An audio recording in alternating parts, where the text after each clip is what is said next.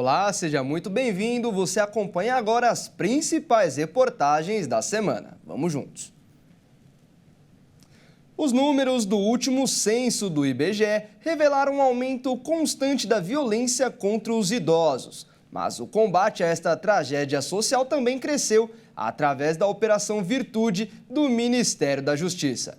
O crime contra a pessoa idosa é algo silencioso que a sociedade quase não percebe, mas ele acontece e os dados comprovam a situação. Ainda durante a segunda edição da Operação Virtude, foram detidos 450 suspeitos nos dias 10 e 11 deste mês.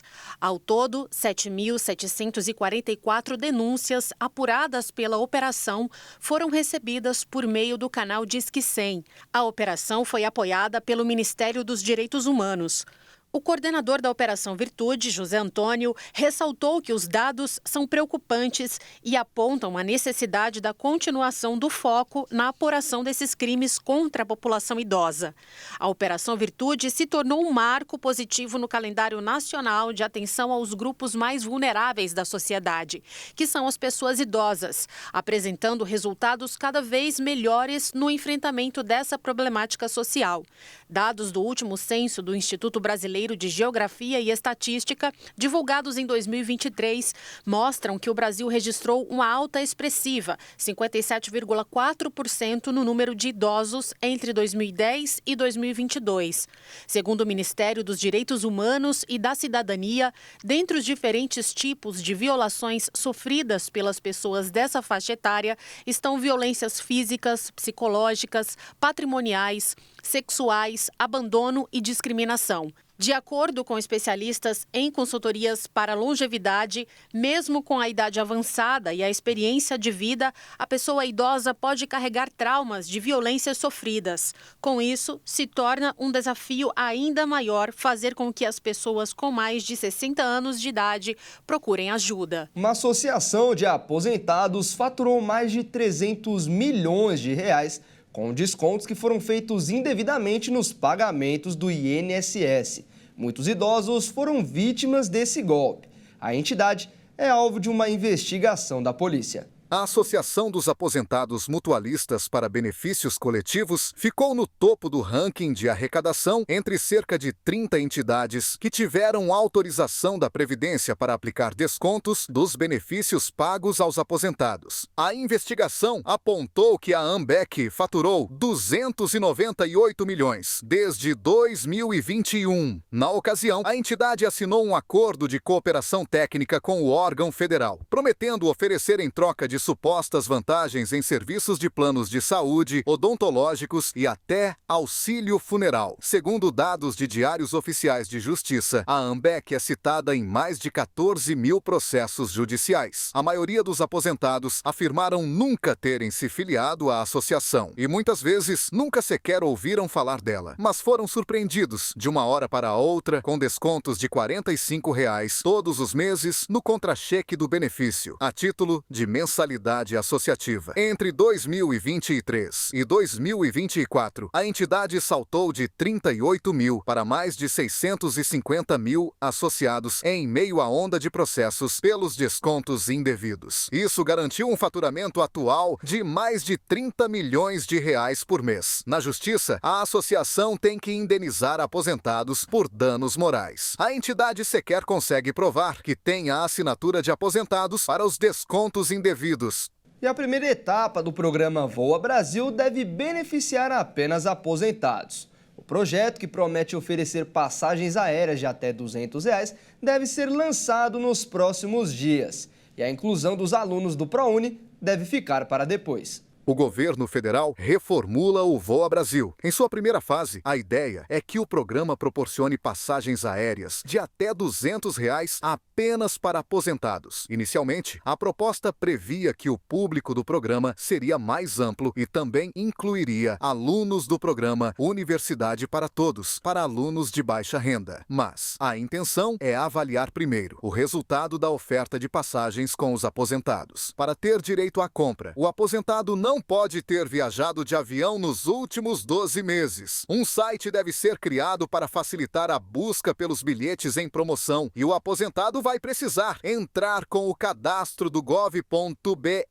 Com base nessas informações, o sistema já identifica se a pessoa viajou de avião ou não no último ano. E quando encontrar uma passagem que deseja, o aposentado será redirecionado pelo portal para o site da própria companhia aérea. Já na parte para finalizar a compra, neste primeiro ano, devem ser colocados à venda 3 milhões de bilhetes. A previsão mais recente é que o Voa Brasil seja lançado até o fim de julho, mas esse prazo ainda depende de aval do presidente Lula.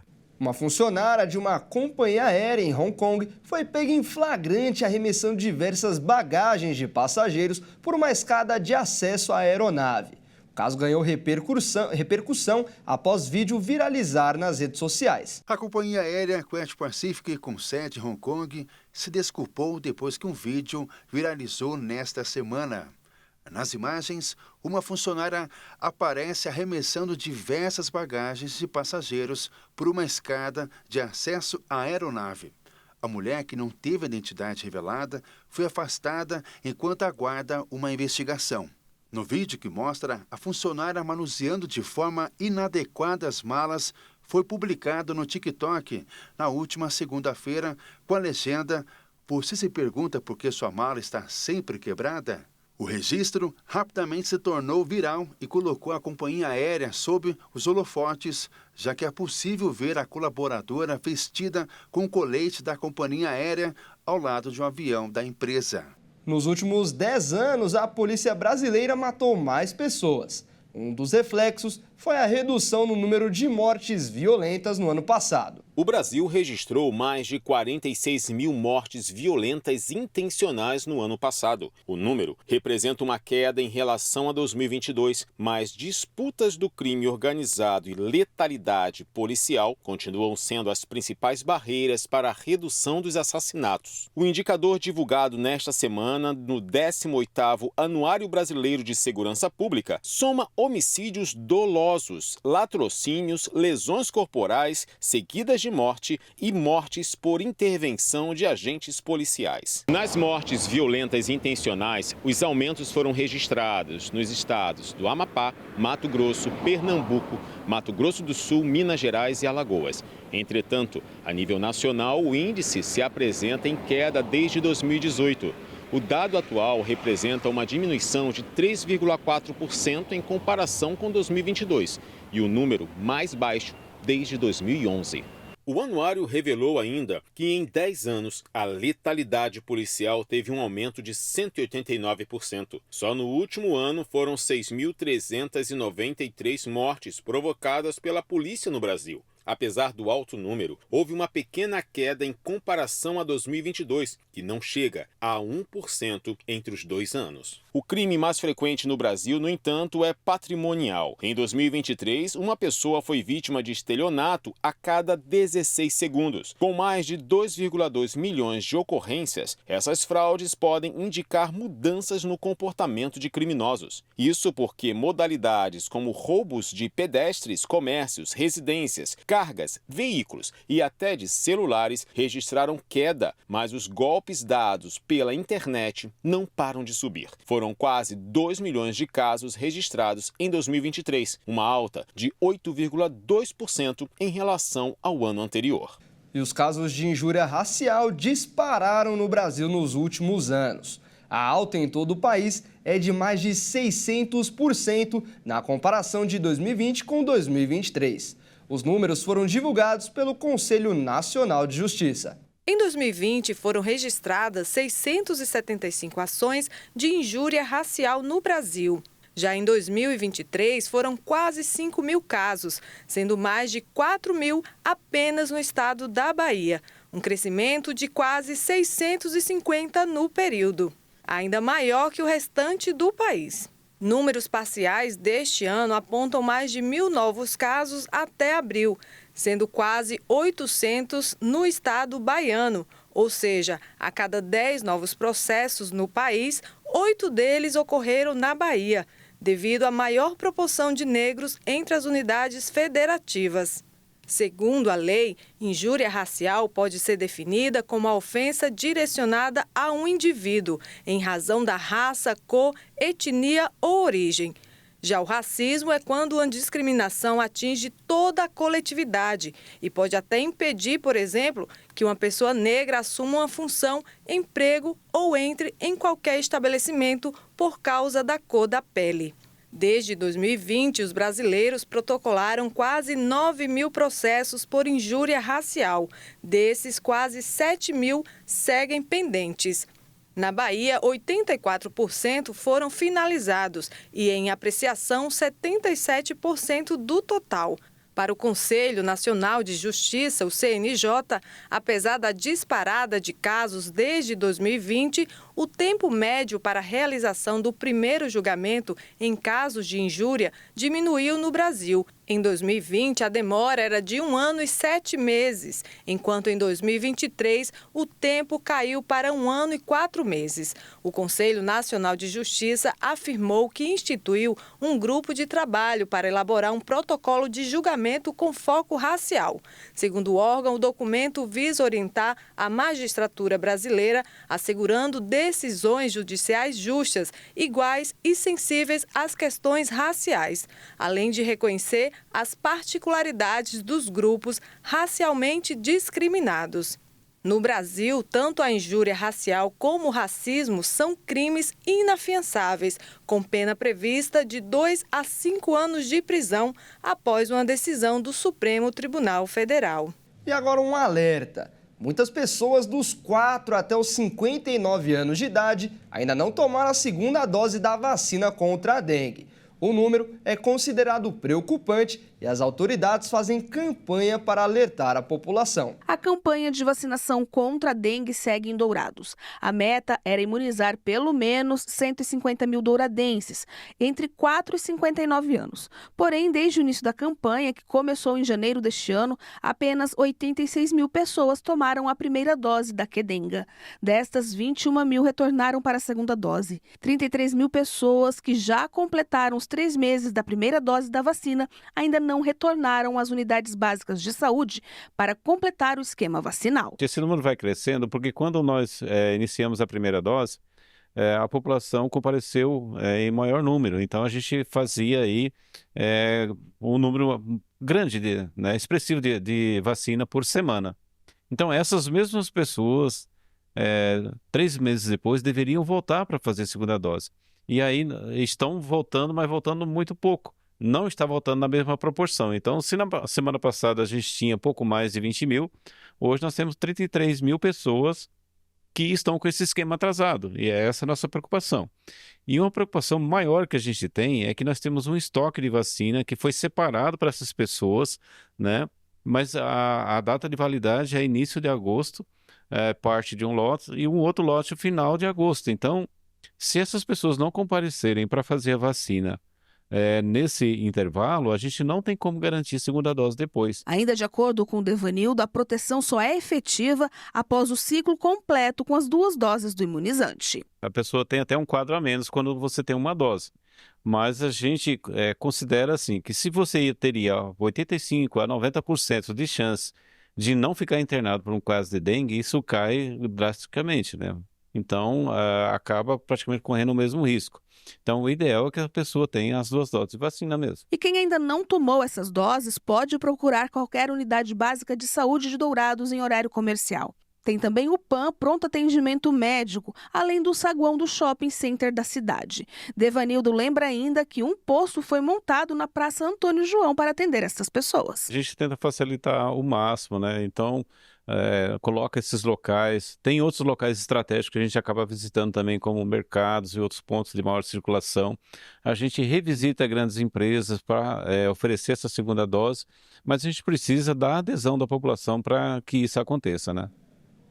E agora uma notícia preocupante. O número de bebês internados por problemas respiratórios bateu recorde nos últimos 15 anos em Campo Grande. Em 2023, foram registradas 153 mil internações de bebês menores de 1 ano por pneumonia, bronquite e bronquiolite nas unidades públicas de saúde de todo o país. Uma média de 419 por dia, o que corresponde a aumento de 24% em relação ao ano anterior. É o maior número registrado nos últimos 15 anos. As regiões Sul e Centro-Oeste foram as que apresentaram as maiores taxas de internações o ano passado. Este ano, em Mato Grosso do Sul, foram registrados 4.571 casos e 361 óbitos por síndrome respiratória aguda grave. 24% dos casos e 4% dos óbitos foram de bebês com menos de 1 ano. No momento atual, nós temos 2 vacinas que previnem para infecções respiratórias. Uma é a vacina da influenza, que a gente tem que ministrar na gestação para proteger o neném até o 6º mês e depois do 6º mês ofertar para a criança, e a da Covid, que segue o mesmo calendário. A gente tem que ofertar a vacina do Covid durante a gestação, preferencialmente no último trimestre, que vai proteger a criança até o 6º mês. E quando essa criança completa o 6º mês, ela pode receber a vacina específica da Covid. Infelizmente, nossas coberturas no Brasil se encontram-se bastante baixa, mas no estado do Mato Grosso do Sul também. Então a gente precisa aumentar essas coberturas para que a gente possa ter benefício da vacina e reduzir o número de hospitalizações por conta dessas 2 doenças. E uma nova vacina deve estar disponível dentro de 2 ou 3 meses na rede privada e até o ano que vem na rede pública. Ela protege contra o vírus sincicial respiratório, que é responsável pelo maior número de óbitos de bebês. De acordo com o último boletim da Secretaria de Estado de Saúde, 29% das infecções registradas este ano foram causadas pelo vírus sincicial respiratório, 27% pelo rinovírus, 13% pelo SARS-CoV e 16% por influenza. Uma vacina que já está sendo utilizada em outros países e também um anticorpo monoclonal que é para vírus sincicial respiratório. Já está disponível na Argentina, Chile e Estados Unidos para gestante, é ministrada entre a 32ª semana e 36ª semana, e também temos um monoclonal que está sendo ofertado para as crianças que nascem, principalmente nesse período maior de transmissão de vírus respiratório, de vírus respiratório sincicial. O infectologista da Fiocruz e professor da UFMS recomenda às gestantes que peçam a seus médicos que prescrevam as vacinas disponíveis. Tem que exigir que o médico prescreva as vacinas que são indicadas durante a gestação.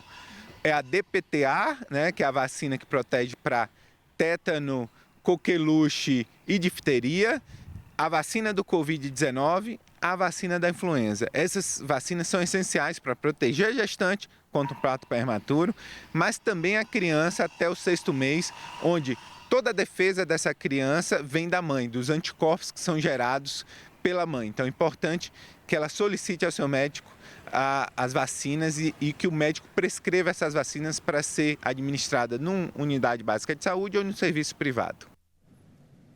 Imagina andar o dia todo com uma criança de 8 anos nos ombros. Bom, essa é a sensação que a pessoa pode ter se usar o celular por muitas horas no dia. Essa condição é chamada de síndrome do pescoço de texto. O uso em excesso do celular e outros dispositivos eletrônicos pode causar prejuízos à saúde que vão além do bem-estar mental ou da saúde ocular. A prática pode levar a má postura e, ao longo do prazo, acrescentar até 27 quilos de peso na coluna, que equivale a uma criança de 8 anos pendurada na nuca. Além da dependência com o cérebro, os especialistas afirmam que a lista de problemas físicos relacionados ao uso do celular também é extensa. Essa condição, chamada síndrome do pescoço de texto, é conhecida em inglês como Text Neck Syndrome e é decorrente da postura inclinada do pescoço e da cabeça para frente e para baixo ao olhar para as telas de dispositivos como celulares, tablets e notebooks. O problema também pode aparecer como a postura inadequada ao dirigir e assistir à televisão e ao praticar outras atividades que fazem aumentar a tensão na coluna. O problema é caracterizado pela sobrecarga e dor na musculatura e nas articulações vertebrais. E quando não tratada, pode levar a complicações na saúde cervical. Além do desgaste das estruturas da coluna, pode causar artrose precoce e até hérnia de disco. E veja a seguir, pão de forma pode apresentar teor alcoólico em sua composição. E ainda, compras em brechós aumentam e ganham espaço entre o público jovem. Nós voltamos já.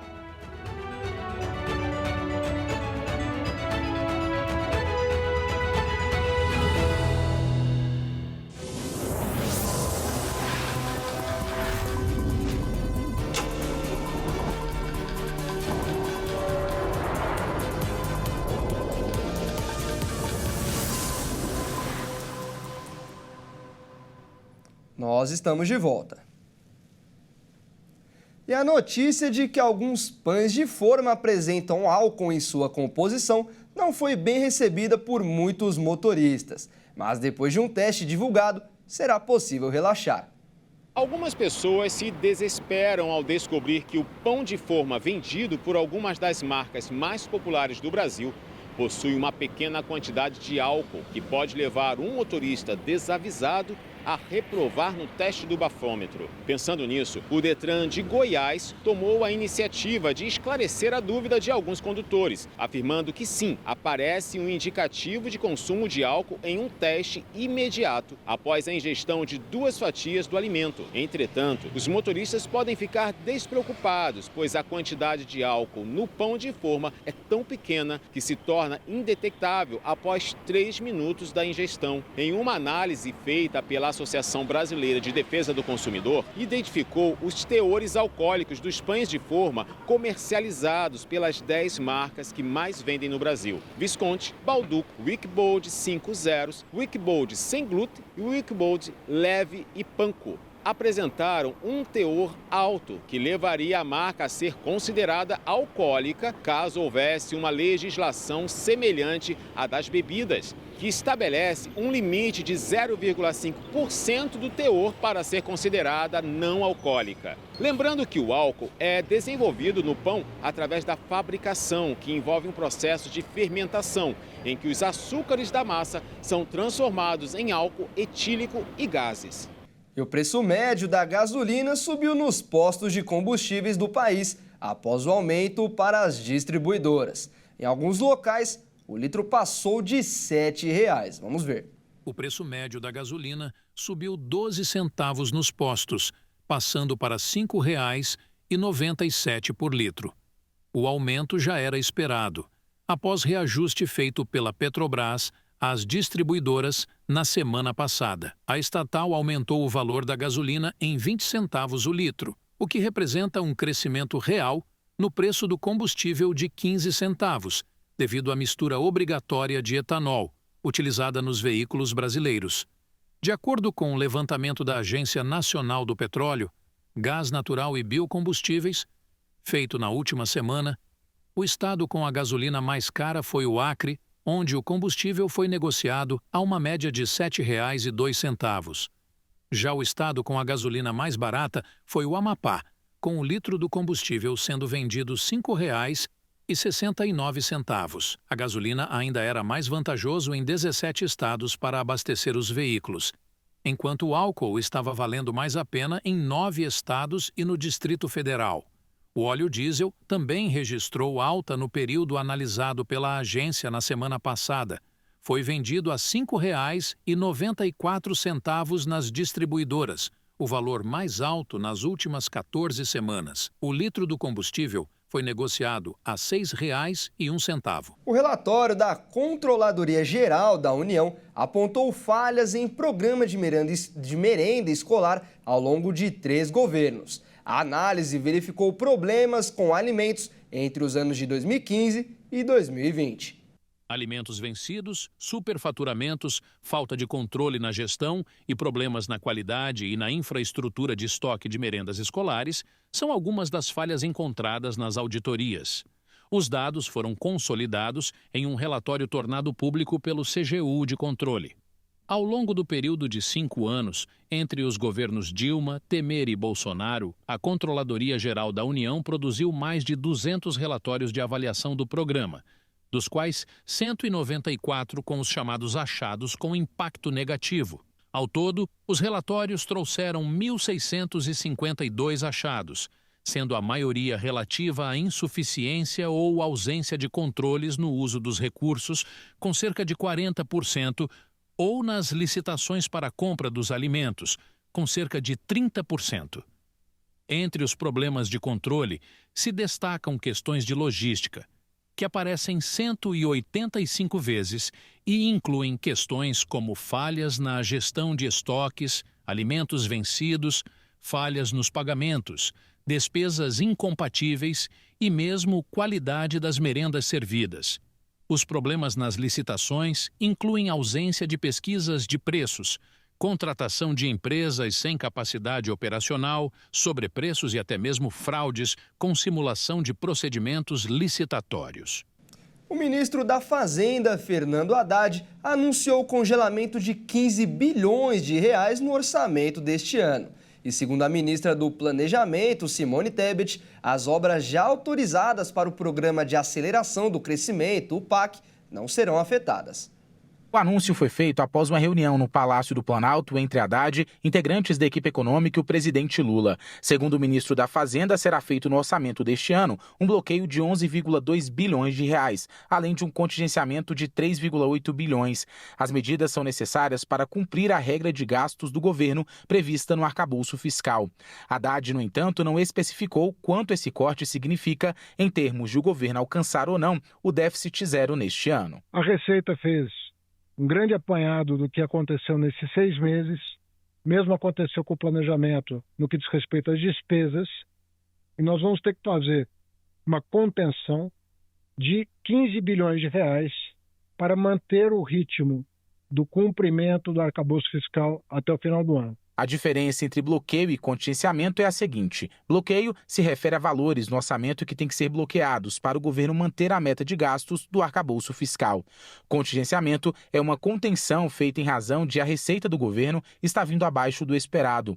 Ao contrário do bloqueio, o contingenciamento é mais fácil de ser revertido ao longo do ano, caso as receitas voltem para as previsões. A equipe econômica também vem trabalhando na revisão de cadastros de benefícios, medida que, de acordo com o Ministério da Fazenda, deve garantir um alívio entre 30 a 20 bilhões de reais no orçamento do ano que vem. Os recursos são necessários para alcançar a meta fiscal de 2025, que prevê resultado zero, e já devem constar na lei orçamentária anual a ser enviada ao Congresso até 31 de agosto. Mais cedo, em entrevista ao Bom Dia, ministra da EBC, Empresa Brasil de Comunicação, a ministra do Planejamento e Orçamento, Simone Tebet, disse que os bloqueios e contingenciamentos não devem afetar obras do PAC, Programa de Aceleração do Crescimento, que já foram iniciadas. Segundo ela, a ideia é fazer cortes de gastos temporários em iniciativas que ainda não foram colocadas em prática. O PAC está preservado, ainda que a gente tenha que fazer cortes temporários, contingenciamento ou bloqueios em obras de infraestrutura, a gente faz naquelas que não iniciaram e que não iniciariam agora, para que a gente possa, depois de 2 meses, porque a cada 2 meses a gente faz essa revisão, repor de outra forma. Então, assim, não tem nenhuma sinalização, tá? De que o PAC, especialmente na área da educação e da saúde, vai ter corte. A instituição fiscal independente, órgão do Senado que acompanha a execução das contas públicas, calcula que o governo precisaria fazer um esforço fiscal de 57,7 bilhões de reais para cumprir a meta de zerar o déficit público em 2024. Ou seja, os atuais 15 bilhões ainda não chegam a isso. E ainda falando em cortes de gastos, a ministra do Planejamento, Simone Tebet, descartou interromper programas sociais para corte de gastos.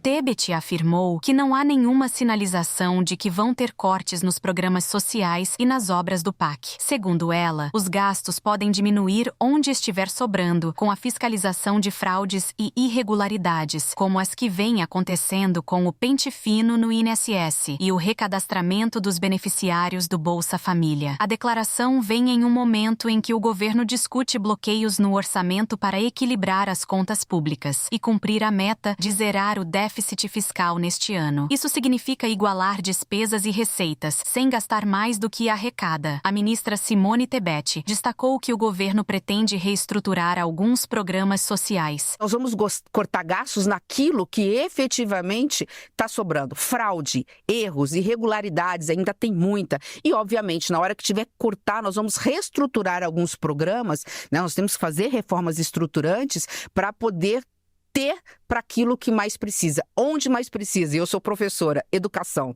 saúde. Então, assim, o PAC está preservado, ainda que a gente tenha que fazer cortes temporários, contingenciamento ou bloqueios em obras de infraestrutura, a gente faz naquelas que não iniciar. A ministra ainda acrescentou que, ainda que o governo tenha que fazer alguns cortes temporários, contingenciamento ou bloqueios em obras de infraestrutura, são priorizadas aquelas que não iniciaram ou que possa começar depois, já que a cada 2 meses há uma revisão das prioridades. E com a temperatura em queda, o comércio de roupas de frio fica ainda mais aquecido. Além, é claro, do aumento no consumo de alimentos quentes que acolhem e aconchegam. No céu que antes o sol reinava imponente, agora quem toma conta são as nuvens. O clima gelado finalmente deu ar da graça. Esperado por muitos, detestado por outros. O inverno chegou em Dourados mesmo para tomar conta do pedaço. E o douradense tirou de vez o casaco do armário, toucas e cachecóis. Porém, muitos, como todo bom brasileiro, deixaram as compras de inverno para a última hora. O fluxo de pessoas na loja da Usmade aumentou bastante. E a procura é sempre, lógico, por roupas e sapatos de inverno. Mesmo na chuva, frio, o pessoal correu para as lojas. Por quê? Fazia tempo que não fez uma frente fria como essa. E frio com chuva fica, né? Principalmente quem tem criança. Então, aqueceu muito as lojas de calçados e confecções, está sendo muito bom esses dias de frio. Nesta loja de roupas e calçados, o movimento nos últimos dias praticamente dobrou. Mas não apenas o setor de vestuário é que tem vez neste clima mais frio. Na marmitaria da Raquel, a produção de caldos segue a todo vapor. Receitas quentinhas de dar água na boca. Tem de mandioca, abóbora, carne seca. A nutricionista afirma que o clima frio favorece o consumo destes e de outras comidas. Cabotiã é o recorde de vendas, mandioca, vaca atolada, o pessoal gosta bastante também. E tudo que envolve carne seca. O pantaneiro aqui, né, ama uma carne seca, então tudo que envolve carne seca o pessoal gosta bastante. Os cardápios são adaptados de acordo com as estações do ano. Esta sazonalidade é encontrada também com sobremesas que são produzidas no local. Para as produções de determinadas sobremesas frias, para investir nas quentes, canjica, arroz doce. A gente também tem aceitabilidade muito grande com chocolate, então bombom aberto com mais chocolate, e a gente vai implementando aí de acordo com a aceitabilidade do público. A verdade mesmo é que o inverno é uma das estações com mais aromas e sabores que temos. E falta menos de um mês para o Dia dos Pais. Uma data que não é tão movimentada como o Dia das Mães, porém com previsão este ano de aumento nas vendas. Esta loja é especializada em roupas masculinas, que são a preferência de 42% dos entrevistados, quando questionados sobre o que comprar para os pais. Outros 21% devem escolher calçados como presentes, além de 24% perfumes. Aqui a expectativa é de movimento maior que no Dia dos Pais do ano passado. É a segunda data do ano, perdendo apenas para o Natal, né? Então, nossa expectativa sempre é positiva, né? A gente tá mesmo como a economia não está muito acelerada, a gente está projetando um pequeno crescimento, trabalhando muito em cima da demanda, do que o cliente quer, né? Do que os clientes estão procurando. O Jailson trabalha há 41 anos na área e tem uma estratégia, consultoria para atrair clientes e escolher o presente ideal. Temos que usar a criatividade, né? Além de você apresentar uma boa variedade de produtos, né? Para atender aquele cliente que quer algo mais básico ou algo mais sofisticado, né? Então, presente determina o estilo que seu pai usa e você não erra, aí você vai ser mais assertivo. Ele é mais esportivo, mais social, e a gente tem, né, normalmente trabalhamos com uma equipe muito preparada para orientar o cliente nisso, dar uma consultoria nessa compra, na aquisição do presente. Ou seja, quando a pesquisa foi aberta, ela apontou que os filhos querem que os pais se olhem no espelho e se achem bonitos, se sintam empoderados. Entretanto, ela também mostrou que a intenção de compra está 7% menor que no mesmo período do ano passado. Em 2024, nós estamos com esse cenário nas datas comemorativas. A gente vem com essa retração no consumo por parte aí do consumidor sul-mato-grossense e a gente percebe também outros indicadores, né, que nós acompanhamos, que é o índice de consumo das famílias, o endividamento da família aumentou um pouco e também aquelas pessoas que dizem que estão com contas em atraso.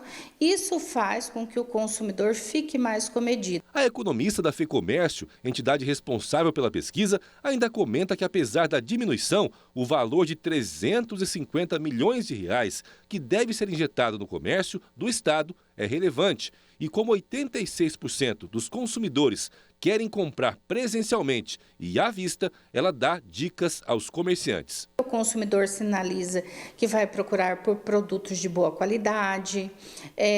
O sul-mato-grossense, ele gosta da negociação do preço à vista, então ele quer o desconto no pagamento à vista, e o empresário ele precisa estar preparado para esse tipo de negociação com o consumidor. E tem aqueles também que vão parcelar, que gostaria de comprar no crediário da própria loja. Então tem aí oportunidade para todos os tipos de vendas e de produtos também, né? O ticket médio deve ficar em torno de R$ 198 em presentes e R$ 214 em comemorações. E por falar em compras, os brechós voltaram a ganhar espaço no mercado. O consumo consciente é motivado principalmente pelo custo e pela sustentabilidade e tem atraído cada vez mais o público jovem. A indústria da moda é responsável por uma movimentação de bilhões de dólares anualmente, dominada por grandes grifes que determinam os preços dos produtos baseados em critérios de exclusividade, o que torna o mercado fashion cada vez mais inacessível. E na contramão desse cenário, o consumidor passou a buscar alternativas que valorizem os menores preços e a sustentabilidade. O chamado moda consciente vem tendo um crescimento notável nos últimos anos. As roupas de segunda mão vêm ganhando cada vez mais espaço, seja no ambiente físico, seja no ambiente virtual.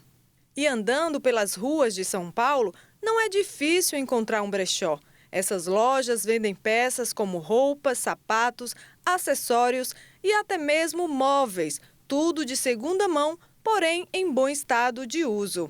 Os jovens e adolescentes, os chamados Geração Z, são os principais consumidores nesse mercado, pois eles estão preferindo investir em peças usadas e de baixo custo. Somado a isso, existe o poder da exclusividade e também da nostalgia.